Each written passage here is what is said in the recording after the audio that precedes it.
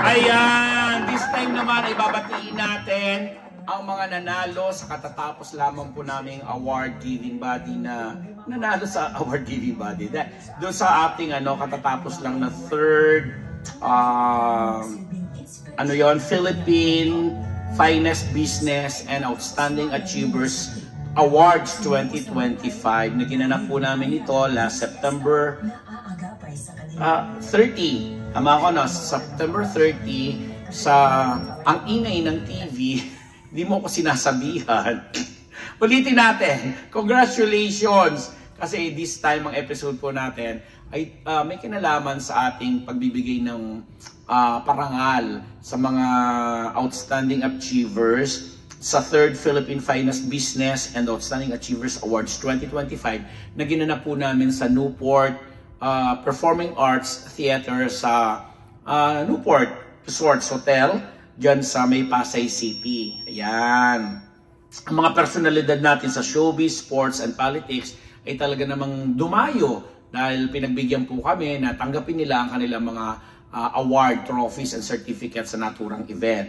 Mula po yan sa La Visual Corporation at sa Servicio Channel, nanguna po dyan ang ating Batangas Governor Vilma Santos Recto sa kategoryang Public Service Icon Award.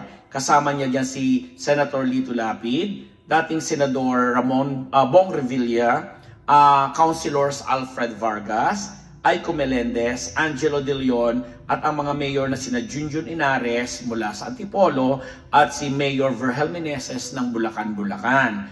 Nandiyan din po sa same category ng Public Service Icon Award, sina Attorney Caroline Cruz, isang magaling na vlogger na nagbibigay ng libreng legal services at saka information education din sa kanyang channel, at si Police Lieutenant Colonel Hieronimo Di Mayuga Jr. na alam natin sa Station 5 dito sa Quezon City na sobra din pong ang advokasya naman po sa public service, lalo na sa public safety and security ay talagang isinusulong nila. Yan, sa larangan ng sports, pinarangalan po sina PBA Commissioner Willie Marshall, MPBL Commissioner Kenneth Doremdes, si PVL Commissioner Ricky Palu, at ang PVL manager at team icon na si Moze Ravena. Siya po yung dakilang nanay ni na 30 at saka ni Kiefer Ravena. At saka ni yung anak niyang girl. And then sa showbiz icon naman po, sa showbiz entertainment and sa theater, TV, and movies. Nanguna po dyan si Tercio Cruz III, ang ating kapatid, si Roderick Paulati, si Tugang Nadik, Luis Manzano, Enchong D, Rian Ramos, at Aga Mulak. O, diba bonggang-bongga? Nirepresent po ni kapatid na Pipo or Tercio, sina Ate V, Luis, at Aga. That time kasi nung kachat ko si Governor Vilma Santos, nagpadala siya sa amin ng voice message na talagang ramdam mo at maririnig mo yung kangaragan ng boses na alam mo yung bilang ina ng gobernador, bilang ina ng Batangas province ay talagang yung sipag sa kanya nandoon pa rin na nasaksihan natin sa mga nakaraang panahon. And si Ate V talaga, as much as she wanted to join or to be present dun sa event, nagpadala na lang siya ng mensahe. But still, since mag-BFF naman sila ni Pipo, pinakiusapan natin dahil ako naman sana ang magtatanggap nun for her. Pero since punong abala din po ako at ako ay isa sa mga host, napakiusapan natin si kapatid na Tercio Cruz III na i-receive ang kanyang trophy or award. Pati na rin yung awards ni na Luis Manzano na nasa Japan naman during that time, at saka ni Aga Mulak na supposedly si Aga ay pupunta pero sobrang traffic from his residence sa Ayala, Alabang, hindi na siya umabot dun sa Pasay. Layo. And pati na rin si si Jervy Wrightson, si Kalad Karen na may award din, at saka si Bernadette Sembrano, sa kategorya naman sila ng multimedia. Kasama dyan si Kuya Boy Abunda, si MJ Marfori. And since may mga programa itong si Kalad Karen at saka si Bernadette sa respective channels nila, hindi rin sila umabot dun sa tamang oras kasi inaabot yata ng 8 o'clock ng gabi. Nagsimula yung programa 7:38. So hindi na rin talaga considering the traffic na bubunuin nila. And kasama din nila si Tony Gonzaga na nung araw na yun ay parang birthday nung kanyang anak na si Sev. Nagpadala din siya ng mensahe na nagpapasalamat siya dahil hindi nga siya makakapunta dun sa naturang event. Ayan. And then, si Senator Lito Lapid ni-represent ng kanyang anak na si Tieza COO na si Mark Lapid. Yung Tieza, ito po yung Tourism Infrastructure and Enterprise Zone Authority, something.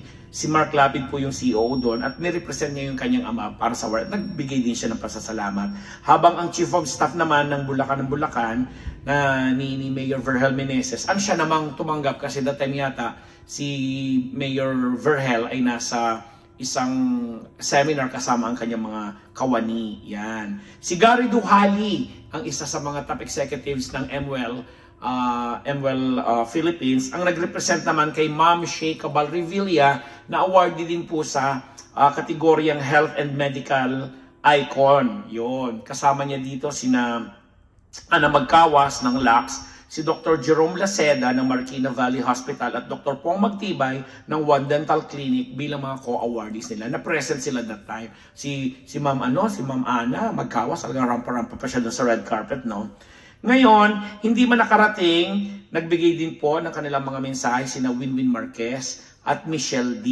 Bilang mga icon, awarded din sila sa kategoryang Beauty and Fashion. Kasama naman nila dyan si Kasama naman nila dyan si Jojo Bragais ng Bragais Shoes na present that time at masayang-masaya siya sa tinanggap niyang award. Sabi nga po namin, ginanap po ang seremonya sa Newport Performing Arts Theater sa Newport Hotel sa Pasay City last September 30. At bilang isa po nga ako sa punong abala at ako po yung chairman ng Selection and Awards Committee, antindi po talaga ng pinagdaanan ng mga proseso niya kasi ang nangyari po dyan sa bawat category o sa bawat field, may mga committee po na nagsumiti ng mga pangalan and na shortlist po yan from 15 naging 20 and from 20 naging 7 or 6 lang.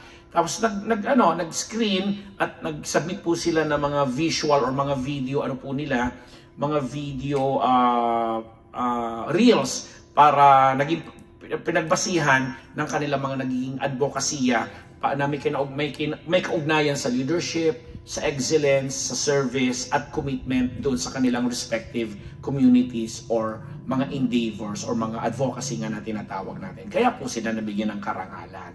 O di ba? Walang hocus-pocus doon at walang bayad. Yun ang pinagmamalaki naman kasi not naman to demean other award giving body na alam mo yun ang humingi through sponsorship or what.